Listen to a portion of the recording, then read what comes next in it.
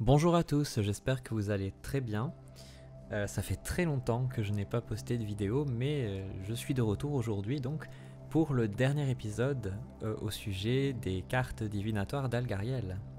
Alors vous avez été nombreux et nombreuses à me demander cet épisode, qui m'a demandé pas mal de recherches, pas mal de travail. Donc j'ai pris des notes, je vais parfois relire les notes, donc je suis désolé parce que je peux pas retenir toutes les informations euh, que j'ai pu trouver. Donc on va commencer, il y a 10 cartes, ça risque d'être une vidéo un petit peu longue, peut-être une quarantaine de minutes, plus ou moins. On va commencer avec la première carte, qui est la carte numéro 3, et qui est celle du casque. Alors la carte du casque, je me suis d'abord intéressé à la symbolique du couvre-chef, puisque le couvre-chef il est là finalement pour représenter un rang, une importance. Donc la carte du casque, premièrement, elle peut représenter des personnes par exemple comme votre directeur, un PDG, une personne influente même. Ensuite, pour revenir au casque, on peut bien évidemment retrouver la symbolique de la protection, mais aussi de l'affrontement, puisque quand on porte un casque, c'est pour se protéger de quelque chose, se protéger d'une attaque, d'un conflit. Donc tout dépend des cartes présentes lors de votre tirage. Ensuite, le casque sur la carte, il est représenté en suspension, donc dans les airs. J'aimais bien cette idée, d'ailleurs j'avais précisé dans mon livre, du casque qui représente le mental. Et là justement il est dans les airs, l'air c'est aussi le mental. Et j'aime bien l'idée que l'affrontement, donc le conflit, peut être aussi intérieur, cérébral. Donc voilà. Là, si on regarde sur la carte, on peut voir une sorte de vague représentée en torsade. Moi, j'aimais bien l'idée que ça fasse un petit peu penser au symbole du yin et du yang, puisqu'on a cette courbe, puis on a ces deux sphères sur la carte, enfin ces trois sphères, à l'opposé en fait, et ça fait vraiment penser à la recherche de l'équilibre. Donc on parlait justement juste avant du mental et du conflit qu'on pouvait avoir au fond de soi, et je trouvais intéressant qu'il y avait cette courbe dans le fond, voilà. J'en avais pas parlé dans le livre d'ailleurs. Ensuite on va voir avec la numérologie, donc on a le 3 qui est la pensée, la créativité et la communication. Ça peut être dans les cas plus négatifs l'arrogance, la dispersion, la nature colérique même. Finalement, le casque, il est là pour nous inviter à nous équilibrer dans le domaine émotionnel. Il invite à la maîtrise de nos propres forces intérieures. Donc voilà pour le casque. Ensuite, on va passer à la deuxième carte, qui est la carte numéro 7, et qui est la carte du cierge. Alors le cierge, c'est tout simplement l'homologue religieux de la bougie. Donc il y a un aspect mystique sur cette carte. Ça peut être les pratiques divinatoires, les prières, les rituels, peut-être même la religion. J'aimais bien cette idée que la flamme, c'est le symbole de la vie, voilà, mais qui est entretenue, parce qu'en fait cette bougie, on décide de l'allumer, donc on gère comment elle dépérit, si je puis dire. On peut l'arrêter à tout moment, la reprendre, etc. Bon alors bien évidemment, on peut pas faire ça avec sa propre vie, mais c'est une métaphore. Ce qui est bien dommage d'ailleurs. Alors c'est aussi le temps qui passe. D'ailleurs les bougies, je pense que vous êtes peut-être au courant, mais à l'époque étaient également utilisées pour marquer l'heure, en fait, marquer le temps, lire l'heure. Voilà. Donc le cierge peut être vu comme un symbole de temps maîtrisé, comme je l'ai dit auparavant, qui s'écoule et qu'on peut finalement stopper à tout moment. Dans ces aspects un petit peu plus positifs, c'est la carte de l'éclaircissement des zones d'ombre, mais également la possibilité d'y voir plus clair, si vous voulez, dans l'obscurité, donc finalement de nous confronter à nos peurs, à nos démons, par le biais de cette bougie, voilà, qui n'éclaire pas trop d'ailleurs, hein, c'est je pense, c'est pas pour rien qu'elle soit dans un environnement aussi sombre, puisqu'elle est là pour justement voir dans l'obscurité, dans ce qu'on veut cacher à tout prix justement. C'est pour ça qu'il y a une faible lumière, parce que c'est quelque chose qu'on veut vraiment cacher. Et là, en fait, elle invite plutôt à regarder ça de plus près, quoi. Voilà. Ensuite, en numérologie, donc le 7, qui est la recherche, la réflexion et la concentration, mais aussi l'ouverture à la spiritualité. Plus négativement, ça peut être la solitude, l'isolement et les esprits calculateurs. D'ailleurs, je l'avais précisé dans le livre que ça pouvait représenter des fausses lumières, entre guillemets, comme j'emploie de temps en temps, c'est-à-dire des personnes qui vont briller par leurs actes, leurs mots, etc., etc., mais qui dans le fond sont plus pourris que la pourriture elle-même. Voilà, ça c'est dit. On va passer à la troisième carte, qui est la carte du pendule, et qui est la carte numéro 13. Alors c'est une carte que beaucoup de personnes aiment, j'ai souvent comme retour, je reçois souvent des messages du genre « Oh Alcide, écoute, c'est fou, il faut absolument que tu regardes, j'ai exactement le même pendule chez moi, etc. » Bon alors ça me paraît normal, puisque c'est un pendule quand même qu'on retrouve beaucoup dans les boutiques ésotériques, et voilà quoi. C'est une représentation quand même assez commune, j'imagine. Donc passons à la carte. Donc le pendule qui connecte les pôles et permet de faire des recherches, des travaux sur les énergies. Si on regarde de plus près le pendule en tant que tel, le fait qu'il se balance représente finalement qu'il relie un point à un autre, donc qu'il tisse un lien. Donc son basculement, il peut évoquer une horloge, donc le temps, donc comme la carte vue précédemment, hein, la carte du cierge. Donc le pendule de cet oracle semble suspendu fixement par les airs et est donc connecté au monde spirituel.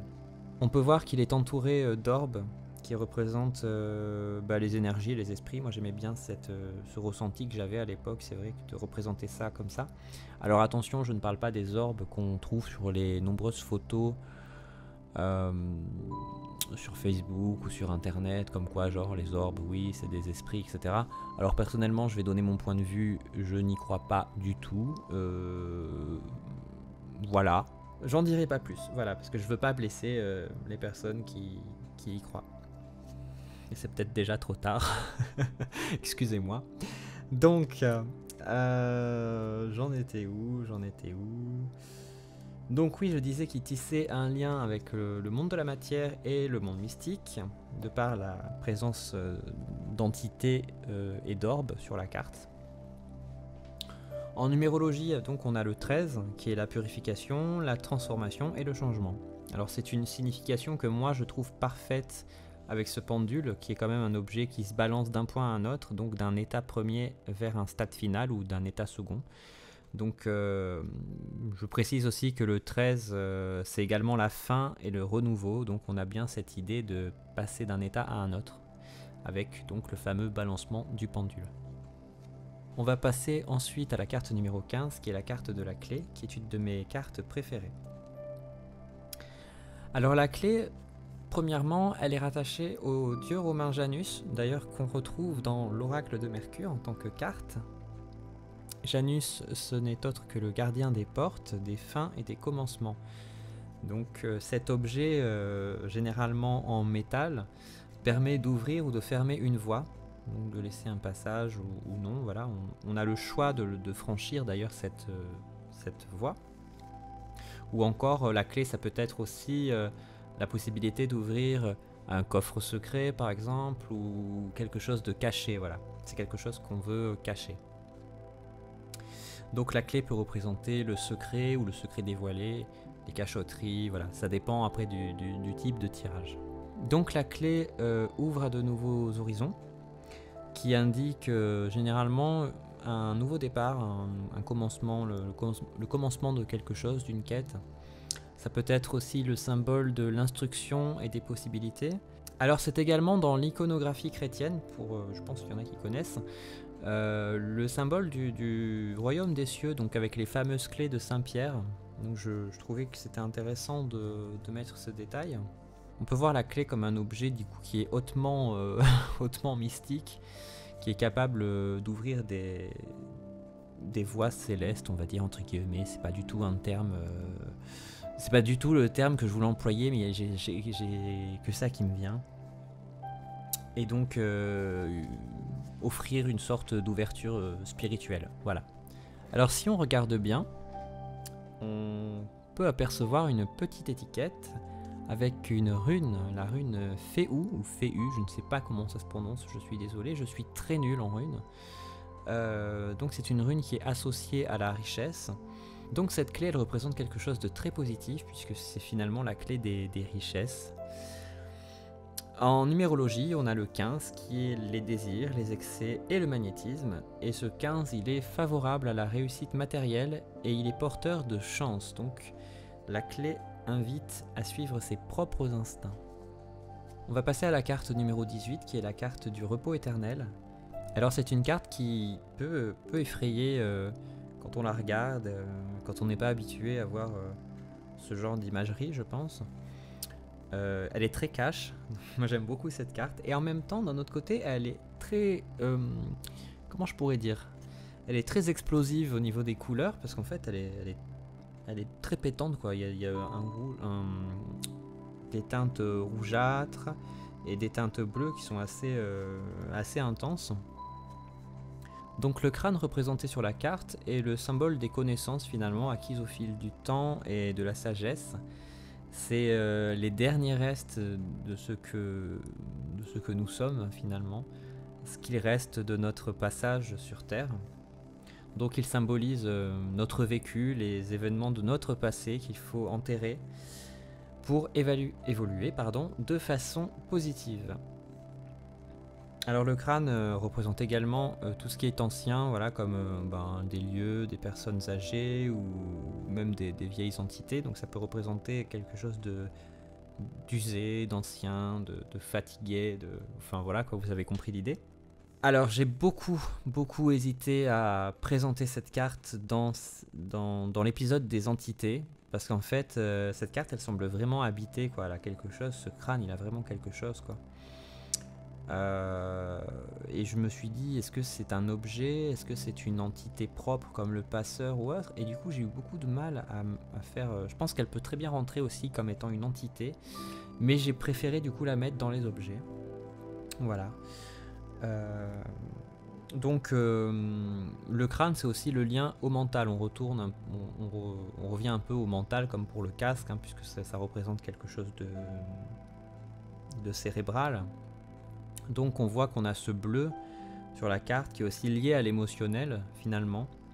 Donc on peut rattacher ce crâne au domaine des émotions, de la pensée, voilà. La couleur opposée en plus qui tire vers le rouge, j'aime bien l'idée que ça puisse représenter le feu, donc la vie, et on a le parfait équilibre entre la vie et la mort sur cette carte quand on y regarde de plus près, et je trouve ça vraiment intéressant. Finalement, en numérologie, le 18, c'est l'inconscience. C'est aussi la réceptivité et les émotions. Donc je le rappelle, comme il y a la présence en plus de la couleur bleue, c'est assez intéressant. Plus négativement, ça peut être des troubles et des sentiments de confusion. Et le crâne invite surtout à travailler sur ses parts d'ombre et ses parts inconscientes, tout comme le cierge qu'on a vu auparavant. Et puis on va continuer avec la carte de l'énigme, qui est la carte numéro 21. Donc sur cette carte, on voit qu'il y a une lampe à huile qui est éteinte, qui est posée dangereusement, je dirais, proche d'un rideau. Voilà. Donc cette carte, premièrement, représente tout ce qui est caché, l'énigme, le secret, les cachotteries, voilà. Et donc je reviens sur ce fameux rideau, puisque la promiscuité, en fait, qui est très alarmante et très dangereuse, entre le rideau et la lampe peut vraiment représenter une incandescence, je m'exprime très mal, pardon, peut représenter le fait que un secret, s'il est dévoilé, peut causer des ravages considérables, et que parfois il vaut mieux garder le silence.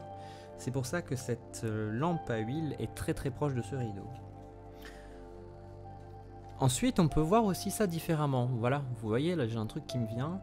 On peut aussi voir le fait que le feu, si on imagine qu'il y a du feu sur cette carte, représente la vérité. Donc la vérité brûle ce rideau et permet du coup d'ouvrir la voie. On va imaginer qu'il y a un chemin derrière ce rideau et que du coup, on ne l'avait pas vu, mais que le fait de l'avoir brûlé nous permet d'aller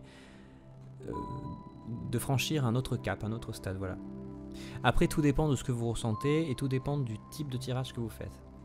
Alors, en numérologie, le 21 est justement l'accomplissement, le succès et le triomphe. Donc, allumer cette lampe, là ça rejoint l'intuition que j'ai eue, donc allumer cette lampe serait un signe de réussite peut-être et d'aboutissement.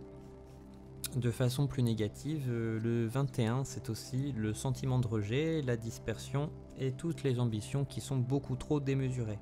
Alors voilà pour la carte de l'énigme qui reste quand même bien secrète. On a ensuite la carte de la corde qui est la carte numéro 23. Alors la corde est un symbole assez riche, j'ai trouvé beaucoup d'informations sur la corde. Donc ça peut se référer déjà premièrement au cordon ombilical qui relie la mère au nouveau-né, voilà.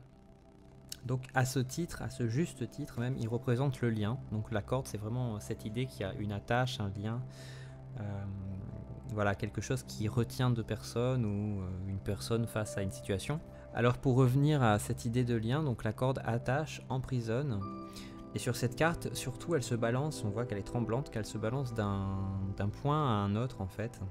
Donc un peu comme le pendule, il y a cette idée de basculement et de changement, voilà. On passe d'un état à un autre par le basculement. Alors elle peut aussi être symbole de vie, comme on l'a vu précédemment avec le cordon ombilical. Elle peut aussi être le symbole de la mort, parce que suivant son utilisation, on peut en faire une corde pour se pendre ou ce genre de choses, voilà. Donc on a bien encore la vie et la mort qui revient beaucoup dans ces cartes d'objets, je trouve. En numérologie, le 23 représente l'harmonie, peut-être aussi le symbole des changements, donc on a cette idée de changement encore qui revient, des déplacements et aussi un certain goût pour l'aventure, voilà. Ensuite on a la carte 24 qui est la carte de la lettre, qui est une carte que j'aime beaucoup, qui est très positive. Alors pour cette carte, je me suis penché premièrement sur la symbolique de l'écriture en fait. En fait l'écriture, voilà, ça permet de marquer dans le temps un fait, une réalité, une situation, même des connaissances, et du coup de pouvoir les partager publiquement et du coup de garder une trace qui peut être indélébile dans le temps. Donc c'est pour ça aussi que j'aime bien écrire. L'écriture serait d'origine sacrée, donc, mais s'identifie à l'homme. Elle permet d'éduquer, d'échanger, de construire, de voyager et d'inspirer par le pouvoir des mots, mais également de parler par correspondance. Plus trop maintenant, hein. Voilà, puisque maintenant il y a Internet et du coup c'est plus facile de correspondre par voie dématérialisée. Alors, cette lettre peut représenter un lien entre celui qui écrit et celui qui lit, donc on a encore cette idée, cette notion de tisser un lien. Et j'ai rajouté quelque chose que j'aime bien, ne sous-estimons pas la puissance des mots, car une simple lecture, une simple phrase peut changer une vie. Voilà, ça c'est de moi. Bon, c'est pourquoi cette carte elle est très positive, j'aime bien.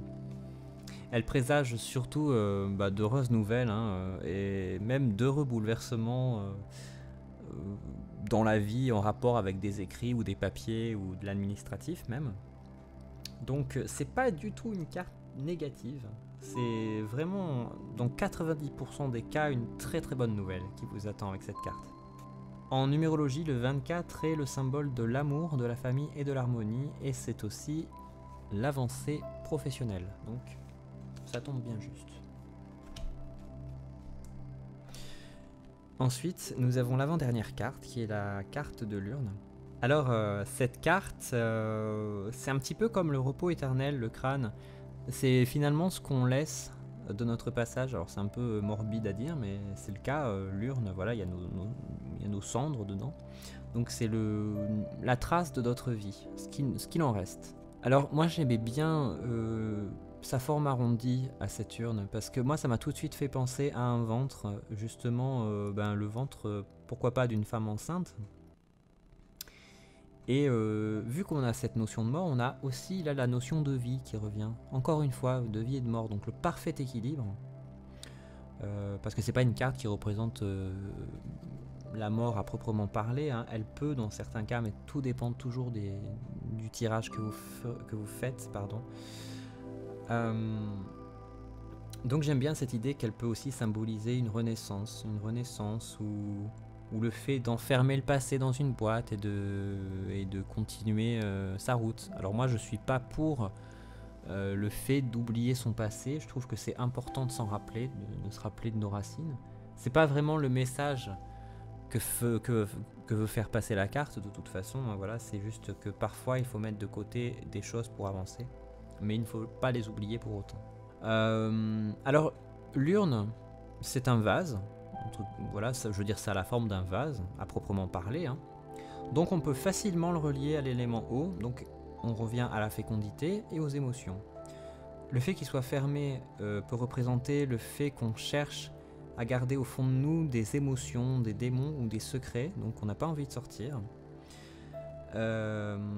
Mais rappelons que c'est quand même une urne et que donc son utilité première en tant qu'urne nous invite à répandre nos propres cendres et à libérer nos propres ombres au lieu de les cacher. On voit aussi qu'il y a une dominante de couleur bleue, un peu bleu-vert, voilà, pour la végétation. Et on a bien cette idée de bleu et de vert, donc de connexion entre la terre et le céleste, donc entre le matériel et le spirituel. On a aussi cette rose coupée sur cette carte, qui est une rose fermée d'ailleurs, qui peut représenter plusieurs choses, notamment, moins cool, la brièveté de la vie, hein. Ça peut aussi représenter le repos, nos propres racines, soit on est rattaché à nos racines, soit on a décidé de les couper, c'est possible vu que la rose est coupée, pour pouvoir s'épanouir d'une autre façon, et peut représenter de façon plus générale aussi la mort, puisqu'on a cette rose coupée. Voilà. En numérologie, on a le 27, soit le 2 plus le 7 qui donne le 9. Alors vous avez vu, je sais compter. On est bien dans la fin d'un cycle, puisque le 9, c'est le cycle. Donc ça tombe bien avec le côté vie et mort qu'on a vu précédemment. Et le 27 est également le nombre de la création. Donc repartir sur de nouvelles bases après avoir enterré quelque chose. Donc super. Ça tombe très bien, encore une fois. Je me répète, mais ça m'épate parce que quand je fais mes recherches, je suis un peu bluffé parce que, comme je le dis souvent, je me répète, je sais bien. Ce jeu, je l'ai fait par pur instinct et quand on fait des recherches autour, c'est très très très intelligent, quoi. Vraiment, il y a quelque chose de fou, quoi. Ça me dépasse. On passe à la dernière carte, qui est la carte de l'épée, qui est la carte numéro 31. Cette carte de l'épée, c'est avant tout le symbole de la justice. Alors ça, c'est évident, puisque l'épée, c'est toujours le fait de trancher justement les choses, etc., etc. C'est aussi le symbole de la bravoure, du courage. Donc dans ses aspects les plus négatifs, ça peut être aussi les conflits, bien évidemment, les batailles, les dilemmes aussi, pouvoir trancher, faire un choix. On voit que dans le fond de la carte, il y a une balance, donc l'épée nous invite à trancher sur ce qui est juste et sur ce qui ne l'est pas. Donc c'est la fine lame qui nous permet de prendre les bonnes décisions dans notre vie. On peut voir que le pommeau est en bois, donc c'est un signe que l'épée se rattache à la nature. Le reste de l'épée est en métal, donc le métal qui représente l'élément feu, donc la passion, l'ardeur et la fougue. On voit que cette épée, elle est pas droite, elle est justement en travers par rapport à la balance qui, elle, est très très droite. L'épée en soi, elle n'invite pas à être utilisée comme une arme sur cette carte, en fait, de façon assez barbare et martiale. Elle invite plutôt à la réflexion, en fait. Elle semble même tomber, quand on regarde, puisqu'elle est penchée, elle semble même tomber à même le sol, comme si elle invitait finalement à résoudre nos soucis par des réflexions, par du dialogue, plutôt que par de l'action ou toute forme de violence, en fait. Et c'est là que la balance, elle est vraiment importante sur cette carte, puisqu'elle nous demande vraiment de nous mesurer, en fait, et de peser nos mots. N'oublions pas que le pouvoir des mots est plus fort que le pouvoir des coups de poing dans la tronche. Ça, c'est important de s'en rappeler. Voilà. Et donc, on va terminer cette série, ce dernier épisode, par de la numérologie, avec le numéro 31, qui représente le succès, l'organisation et la méthode, et qui, notamment, permet de se relever de toutes les batailles et des coups durs que l'on peut vivre. Et je clôturerai cet épisode avec la même phrase bateau que je dis d'habitude. Encore une fois, tout tombe juste.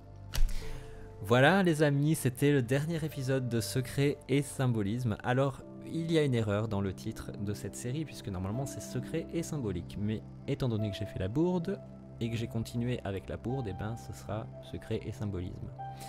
Ça a été un plaisir de faire ces vidéos, d'échanger avec vous, d'avoir vos retours. J'ai été très très agréablement surpris du nombre de vues et de l'intérêt pour ces vidéos. Voilà, ça m'a fait vraiment chaud au cœur.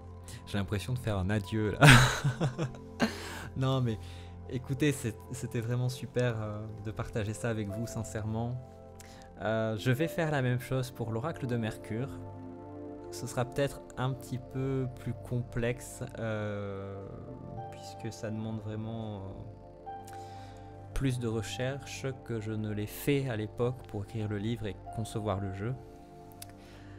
Voilà les amis, écoutez, n'hésitez pas à mettre vos ressentis en commentaire et d'échanger avec moi, ça me fait toujours plaisir. N'hésitez pas à partager aussi si vous voulez la vidéo. Et portez-vous bien, et d'ici là, je sais pas quand est-ce que je vais revenir. Je vais essayer de poster plus de vidéos, voilà, c'est important quand même. Puis j'aime bien faire des vidéos et puis échanger avec vous. Voilà, je me répète un peu, donc je vais clôturer. Je vous remercie, je vous souhaite une très bonne journée, une très bonne soirée, ce que vous voulez. Portez-vous bien et à très très bientôt.